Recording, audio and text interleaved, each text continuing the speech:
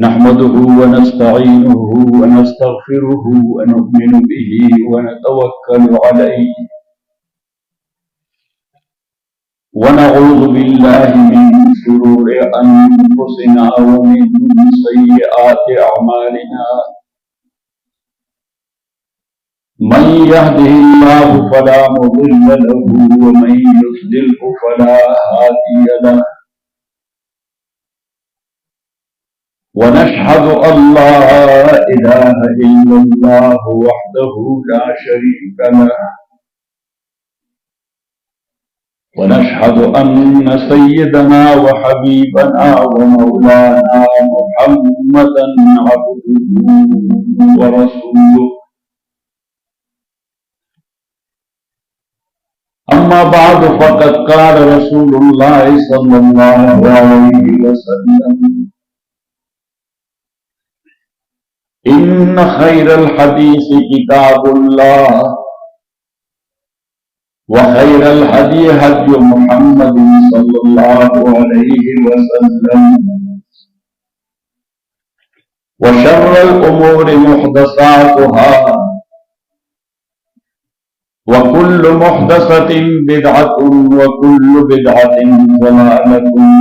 وكل ضلالة في النار وعن الحارث الأعور قال مررت على أناس في المسجد يقولون في الأحاديث فأتيت عليا رضي الله تعالى عنه فأخبرته فقال وقد فعلوا قلت نعم قال أما أني فسمعت رسول الله صلى الله عليه وسلم يقول إنها ستكون فتنة قلنا فما المخرج منها يا رسول الله قال كتاب الله فيه نبأ من قبلكم وخبر ما بعدكم وحكم ما بينكم وهو فصل وليس بالحزن وهو الذكر الحكيم وهو الصراط المستقيم وهو حبل الله المتين وهو الذي لا تزيغ به الأهواء ولا يشبع منه العلماء ولا يخلق بكثرة الرد ولا تنقضي عجائبه وهو الذي إذا سمعته الجن فقالوا إنا سمعنا قرآنا عجبا يهدي إلى الرشد فآمنا به من قال به صدق ومن أخذ به نجا ومن حكم به عدل ومن حكم به عدل ومن عصم به فقد هدي إلى صراط مستقيم رواه الدارمي والترمذي وقال الترمذي وفي الحارث مقال وقال تعالى في الكتاب المجيد إن هذا القرآن يهدي للتي هي أقوم ويبشر المؤمنين الذين يعملون الصالحات أن لهم أجرا كبيرا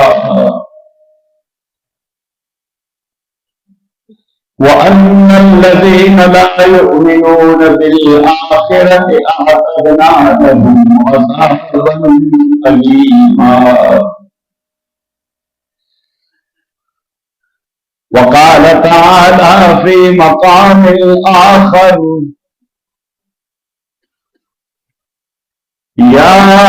أيها الناس قد جاءتكم موعظة من ربكم وشفاء لما في الصدور وهدى ورحمة للمؤمنين قل بفضل الله وبرحمته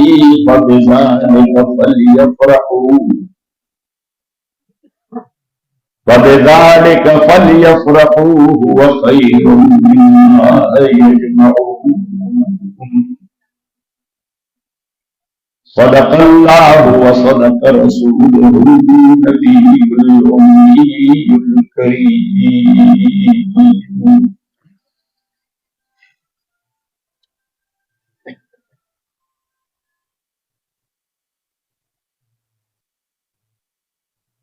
ممكن چې عقل راځي نو قیامت برابري کوي. بری عقل دانش بباید بریست. حضرات علماء کرام او محترم مسلمانان ورو فکورونو کې ناستو ډېرو محترم میاندو اخواندو ډېر طویل انتظار وکړ. غالبا تاسو کې اکثر خلکو ته به دا معلومه وي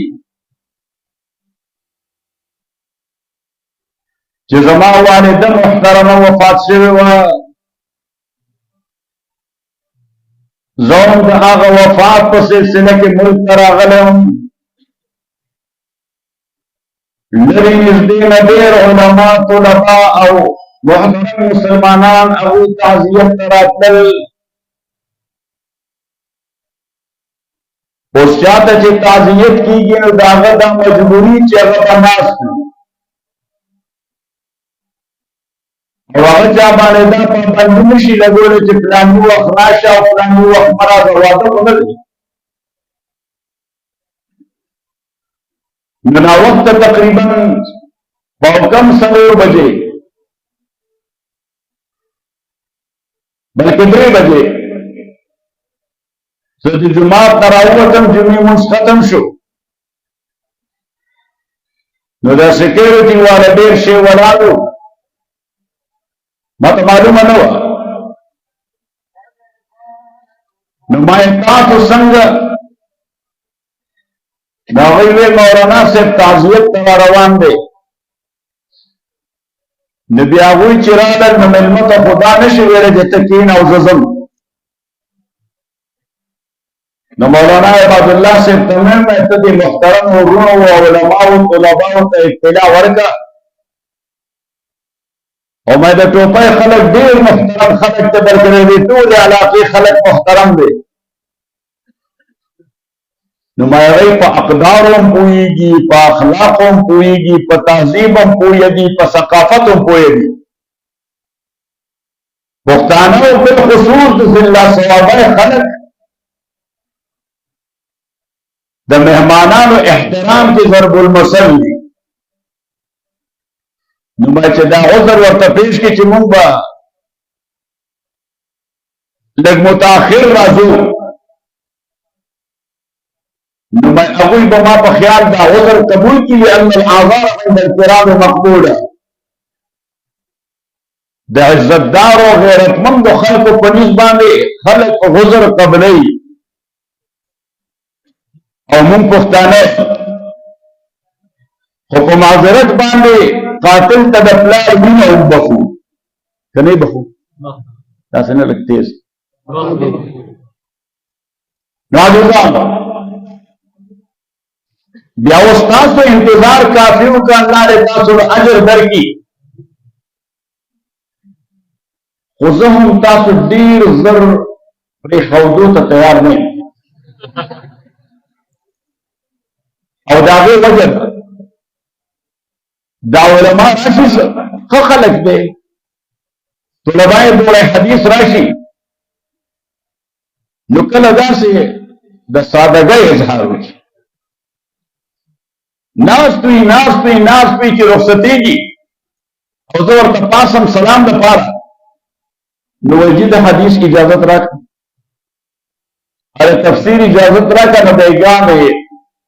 څه ملګرو ته محتاط ته چا وایي چې زه پکوړې خرڅوم، چې تلو کې په موټرسایکل به ته سورې او خپله راکوزه کړي یم باید چې څلورو نو پکوړې راکړه. ما دا ډرامه نه ده، دا د الله کتاب دی، د رسول الله صلی الله علیه وسلم کلام دی. نو باید تاسو کښېنئ چې زمونږ د اسلافو څه طریقه ده د اجازت ورکولو، نو باید تاسو به زورور یئ د هغې جواب به کولی شي، خو د قیامت پر ورځ د هغوی جواب نشم کولی.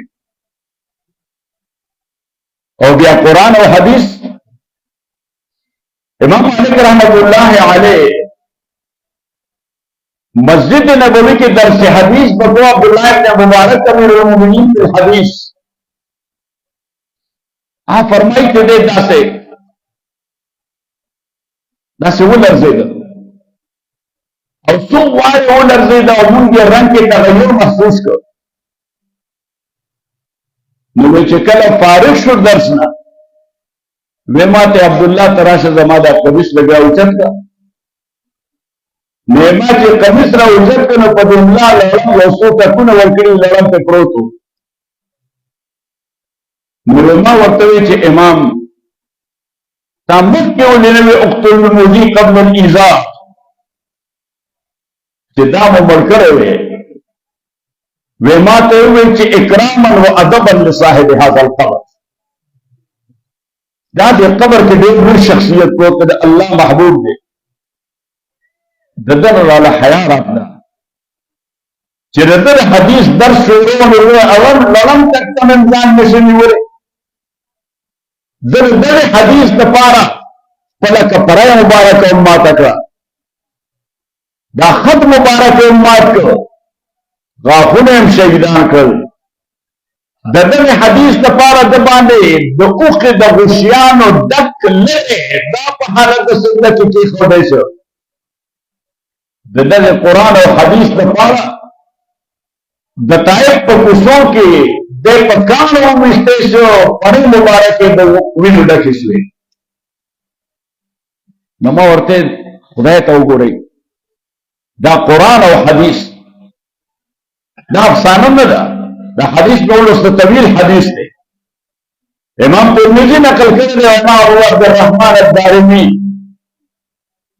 او زه قصدن پکې دغه اخیری خبره د امام ترمذی جنډه کې ذکر کوم چې وقال ابو عیسی وفي الحارث مقام. دا علما ته کوي چې ما ولې دغه وایي او د ترمذی د نام نوم نه وړاندې حواله نه دارمی ورکړه، ځکه ابو عبدالرحمن دارمی رحمه الله دا نقاد د حدیث دی، ناظر علی باندې څه خبره نه کوي. امام ترمذی وی د حارث آور متعلق خلق لگا خبره کړی، اوس دا خبره علمي دي، لہذا زمزید تشریح تفسیر پہ نہ کرو، خبار تقدیر عرض میں کو استاذ خدمت کے چې دا مجلس دا د قرآن او حدیث مجلس دی، دا مجلس د ختم قرآن مجلس دی. مولانا سے تفسیر ختم کرے لے او درې سورتونه پر خو دي، دیو جماعت تفوز کرو کہ باعث بیان کرو کہ دا درې سورتونه بیان کرو. نو عموما په ختم قرآن کې کدا د ناظرینی نو دا درې آیتونه ولستی شي چې دا څومره خلک جمع شوي دي د ختم قرآن په سعادت او برکت باندې سعادتمند شي. او که د تفسیر وي نو د اخري صورتونو د دې تفسیر متعلقه مدرس عالم یا څوک چې هغه مېلمانه وستی نو هغه وکړي. نو دغه رنګې دغه ټول قرآن چې مولوي صاحب په څو کاله کې ختم کړی دی، دا برکت او سعادت د حاضرین ټول ته شامل شي. نو محترم هغه درې آیاتونه لکه څنګه زمونږ درې سورتونه لکه زمونږ د سلفو طریقه ده او ما پرون هم دارالعلوم حقانیه کې او تحصیل قرآن کې یو خبره وکړه لکه سړی چې چاته د خدای وی مخکې کوي چې د خدای وی منه نو ما ورته دا دوه کارونه بس کوي ټول علما طلباو یو مسلمات څېړل بس کوي او دویم په سلفو اعتراضات بس کوي دغه دوه بندونه چې زموږ د ایمان حفاظت کوي او که مسلمات دې وچېړل نو دا داسې ده لکه ودلې پړی چې بیا تار تار کې او هوا راشي ټول والوځي نو ما مسلمات بچېړئ مسلماتو کې وایه دا د امام ابو حنیفه مذهب دی بس دا د امام شافعي مذهب دی په تاسو یې درته پم نه که ته یې نه مانې نو ستا خپله خوښه ده نو ما مسلمات مه چېړئ زه هلته په دا امریکا کې خو د ټولې دنیا خلک یې د ټولې دنیا مسلمانان هم وي د مختلفو ائمه مقلدین هم وي ځان ته څه عرب چې شافعي المسلک وو نو شوافعي دا په جهادي موس کې ولضالین باندې امین وایي که تیزه نو هغوی به ویل د خپل معمول مطابق خو بیا ما محسوس کړ چې دی د امین ویل بس کړ نو ما راوغوښتل ما تاسو امین نه وایئ وی دا چې ستا د احترام د وجې ما څه معنا زما د احترام د وجې وی ته حنفي ستا مسلک نه دی نو موږ یې هم پر ووایو نو ما ورته ته د امام شافعي مقلد دی که نه وی یم ما د هغه مسلک څه دی آمین بالجار حتی ارتج به المسجد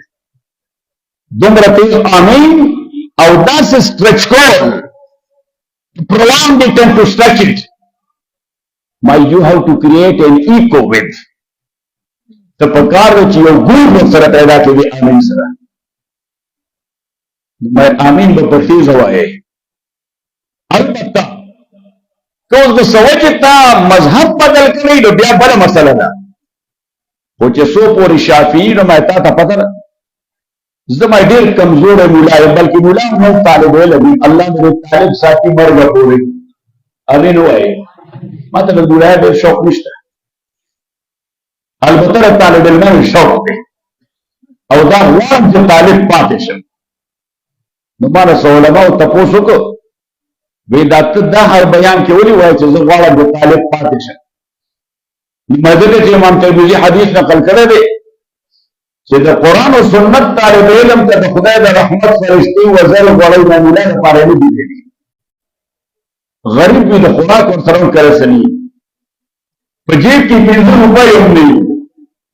نه د روپو ګټلو په طلب کې نو ما ورته امین به په زوره وایي زه ته ما زه ډېر کمزوری طالب یم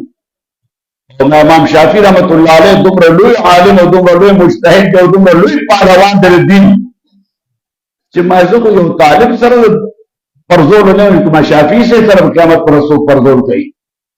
چې دا زما د مقلدین ستا د وجې دی امین بس کړم نو هغه چونکې قدرې علما وو ویجي امام شافعي رحمت الله علیه د امام ابو حنیفه مرقد ته راغلی و قبر ته راغلی و نو چې څو ورځې دې دغه دی راوړو د امین بالجهر نه وي نه فاتحه خلف الامام کوله او نه رفع الیدین کو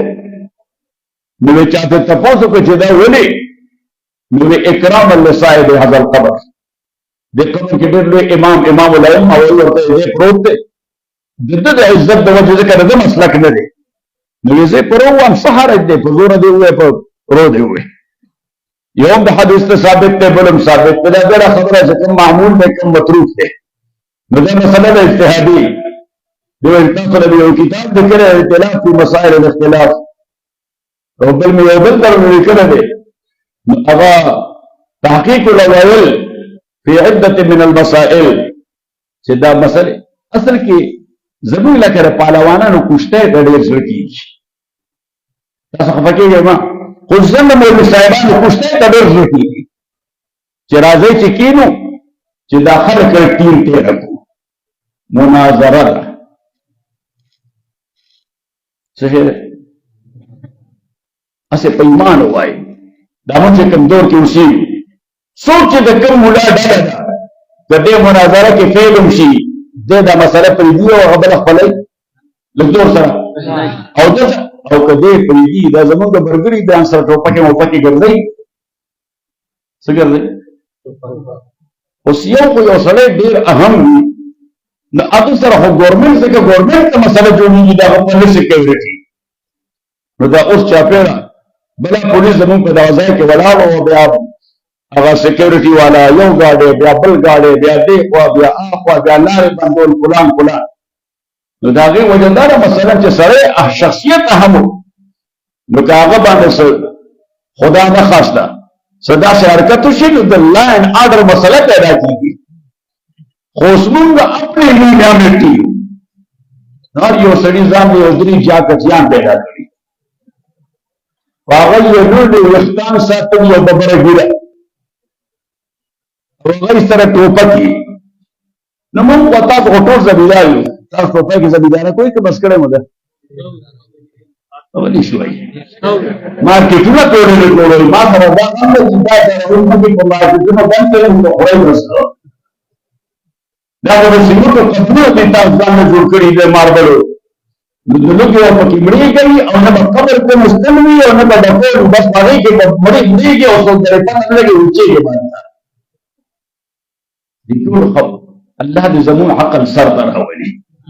نو ما دا خبره یو ځای وکړه دا عقل د خدای زموږ سر ته راولي نو مولا عبداللګم صاحب راته وویل د عقل کوم ځای رانغلی کندو ته رسېدلی دی یو تر میدان هغې ټینګ کړی شوی نو محترم ورو تاسو زما په خبرو خفه خو نه یې نه داسې نه خفه خو نه یې او که خفه هم شئ زما په څه کار نه کوي چې دوه ورځې پس زه واپس به ځم. اوس مې دې مولوي صاحبانو ته وویل ما یو خو زه ډکټیشن نه اخلم صحیح زه چې د خپل تحقیق پیش نظر زما ذهن کمزور یا خبره کوم الله دپاره غلطه به خو کوم یې ځکه د منافقت نه کوم الله مې د منافقت نه وساتي. زه چې کله ستاسو ممبر هم ما چې موافقت نه کړې څوک به راغلی دا کار ما کوشش به وکړم ما څه وکړم کوشش به وکړم که کېدی شي نو به شي او که نه کېږي نو نه به کېږي نو څه وکړم ورسره. نو محترم ورونو عرض مې کو د تاسو خدمت کې څه مې ویل ستاسو امتحان دی دا خو پکې ضروري خبر راغله دا پکې هم ضروري راغله نو ما ویل ما مولوي صاحبانو بلکې ډېرو خلکو ځان سره دوه دوه درې درې ټوپکمار ساتلي نه مامون زمیندار اوس چې پته نشته د غوانو جنسي کېږي غوان غلوي که نه غلوي بس شوي دي نو غویان بس غلېدل جلسه به کېده زموږ کلي کې اوبه سره ډېر خلک را روان وه د مازدیګر مانځونه د بازار جومات ته راووتل نو غویان هم راتل جلسه شوي وه زموږ دغه مغرب طرف ته علاقه کې او خلک هم راته هغه مشر د نظر هم کمزوری وی دا ډېره خلک وی تاسو چېرته نه راځئ نو چا ورته بابا وی د جلسه وه وی د کومې پاټۍ جلسه وه نو هغه ورته د پاټۍ نه وه وی د پاټۍ نه وه وی د غویانو جلسه وه نو هغه مزاحي غوندې وی کوم غوی موړی چې پکې ښه تقریر وکړه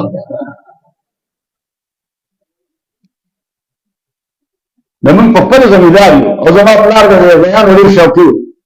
پوخ زمیندار و او غویان به یې ساتل موږ به اوچه ډوډۍ خوړه هغه به غویان له اګۍ او کوچ ورکول نو ما ورته بابا موږ له ولې نه راکوي تاسو غوسغلی وي لږ ژغوري له قوت پکار دی نو یو غوی به و چې هغه داسې داسې مړ روان څنګه مړ نو بیا به مې یو پر یو پیغام یو طرف ته واچو بل به بل طرف ته واچو وروستو به شو ورپسې دا یو پړی به مې خوب نه شاته راواړو او دواړه به مو ټایټ کړ یہ کچھ ټیک بکل ناغي ملګری ته ورډر په لګید بیا چې باغ روان شو به کړ حالکه مړ روان صحیح شو نو ماره به د دوه ټوپه کې چوم سړی په روان شي بس دم داسې لکه د افغانستان د وې تناو کې شي خدای خاطر کې سمپل او ساده ژوند ډیر خوشاله دی الله تعالی دې موږ د عذاب نه خلاص کړي ټول امين دا ځان له خپل ژوند په عذاب کول دي ما ته سو کوئی تاسو ټلیفون نمبر په ځای شي نه ساتم وای دا جوړې مساتم وړي مساتې ما دا ځان له خپل ژوند په عذاب کوم زه کوم سمپل ساده ژوند دیرو چرته ځم خپل ځان سره ټیکسي بوزم نه چانه پیسې اخلم نه چانه ډوډۍ خورم د الله تعالی اجر ورکړي بلا څه خوراک مراکړه باندې موږ خوراک وکړو او کور در روان شو ما زه اوبه مې بوتل ځان سره خو دی خو چې څوک لرسي که الله والا خبر احساس اوري نو ورته وکړم والسلام علیکم پرونو دالو حقانیه ته هلته علما وایي ډوډۍ بخور دا ډوډۍ نه خورم زم تحسین ده تحسین القرآن ته لاړم هلته مې درس وکړ تقریبا پورې 2 غنټې نو بس راووتم دې ملګرو ته مې چرته د سیند غاړې ته مې دلته میان ریچېږي نو هلته ودرېږئ چې خوراک وکړو نو بس هلته سمیلمانو هم راسره نو بس هلته ودرېږو خوراک مو وکړ بهر تقدیر عرض مې کوس تاسو دې کې استکبار نشته دا زما ځان له خپل ژوند اصول دي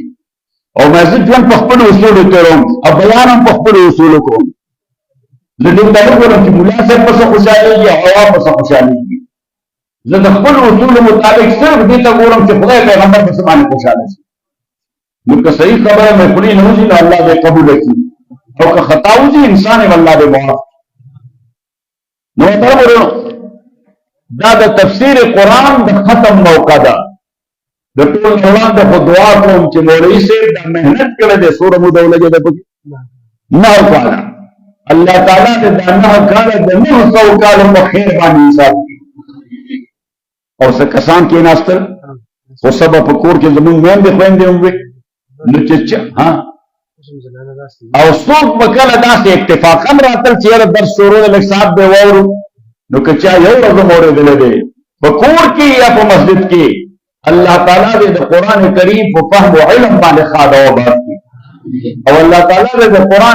قرآن حکیم باندې د عمل کولو توفیق ورکړي نو محترم ورونو دا 3 سورتونه قل هو الله احد قل اعوذ برب الفلق قل اعوذ برب الناس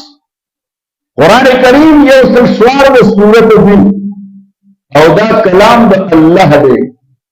او چې کلام دا اللہ دے نو صفت دا اللہ دے او چې صفت دا اللہ دے نو دا قدیم دے او دا قدیم مانا زلت مرگرو توم دا قدیم مانا چې دا ایٹرنل دے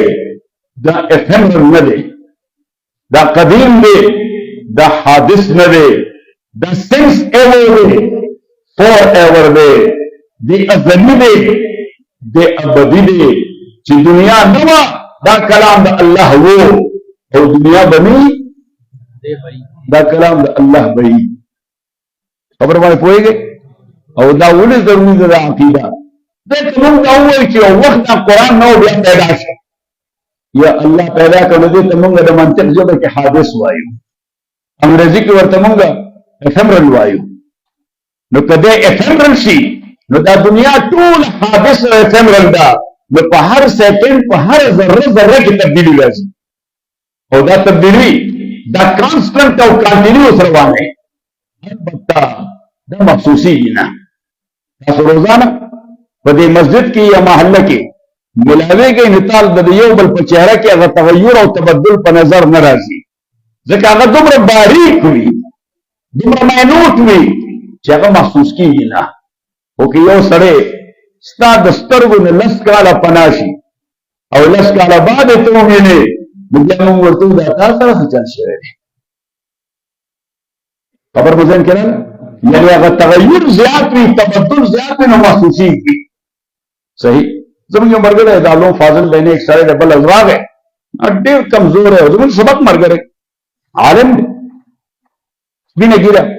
او داسې کوک را روانو اوس د مولانا صاحب ته خبره وکړه هغه ډېر وخندل وایي دومره کمزوری شوی ما دومره کمزوری شوی دی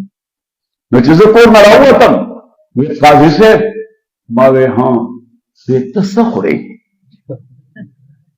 وی زه خو دا ګرځېدی نشم دا وګوره ملا نشم نیغولی او ته ماشاءالله ښه وی ته څه خورې ما ورته مولوي صاحب زه نه خورم ما ته چې خورې نو ځان ته وګوره ما چې ته خورې نو ځان ته وګوره ښه وی دا نو نه خوړو کمال دی څه ما دا د نه خوړو کمال دی بهر تقدیر څوک زما ملګرو نه مزاح مې ورسره کو خو بهر تقدیر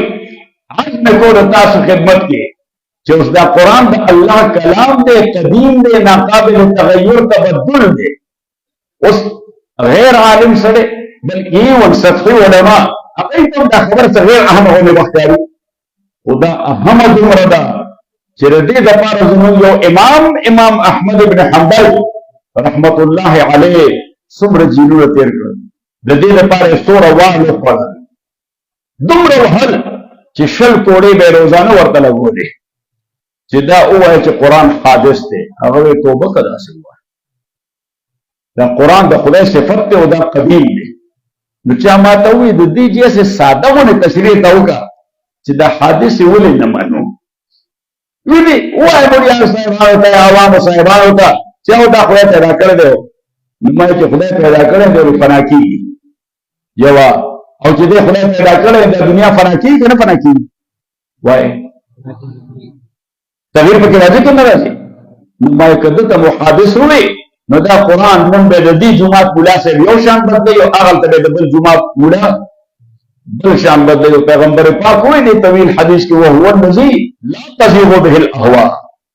چې د خلکو خواهشات بدل دي چې دا قرآن د خپل خواهش مطابق بدل دي علامه دا شکوا کړې ده چا علامه اقبال کہ خود بدلتے ہیں قرآن کو بدل دیتے ہیں خود بدلتے ہیں قرآن کو بدل دیتے ہیں ہوئے کس درجہ فقیہان حرم دے توفیق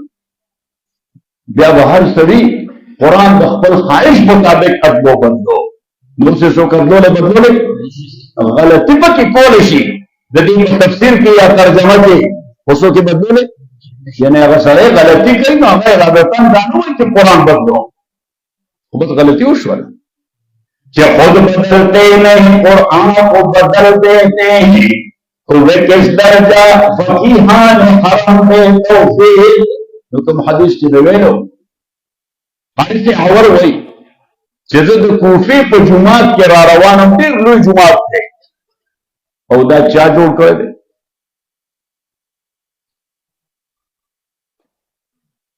ځان خبروي حضرت سعد بن ابي وقاص رضی الله تعالی عنہ چې دا دغه علاقه فاتح دی د قرآن ته ډزې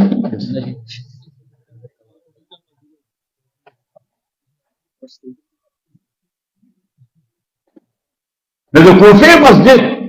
حضرت سعد بن ابي وقاص رضی الله تعالی عنہ هغه جوړ کړی دی دغه د غزل والی او گورنر سره ته علاقه د فتح کړو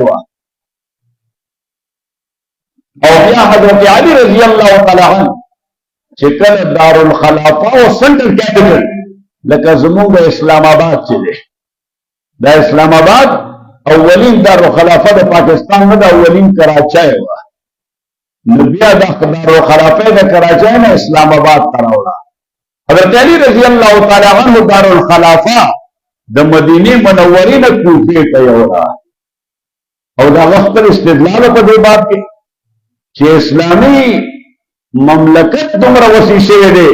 چې مدینه منوره is no more the center of Islamic State چې مدینه منوره دا اوس د ریاست مرکز نه دی سالاقو ته نږدې ده او د سالاقو نه ډېر لرې ده هغوی دا د انصاف تقاضا نه ده چې دارالخلافه چا ته نږدې وي او چا نه لرې داسې ځای کې پکار ده چې سنټرل وي اگر بعضې صحابه دوی سره اختلاف وکړو او غالبا د هغوی د اختلاف وجه